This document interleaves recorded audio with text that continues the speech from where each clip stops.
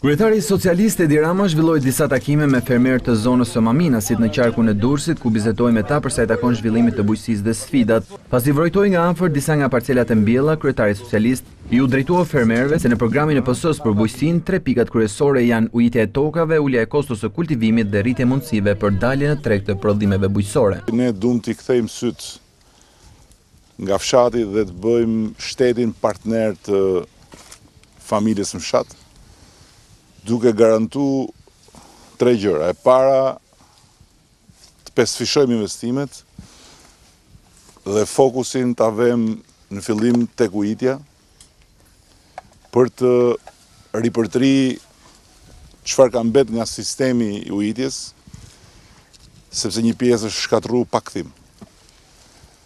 E dyta, të ulim kostot e prodhimit.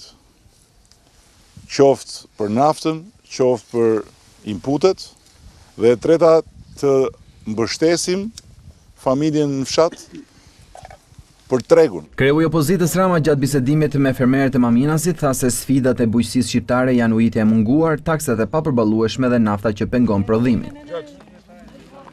Respekte.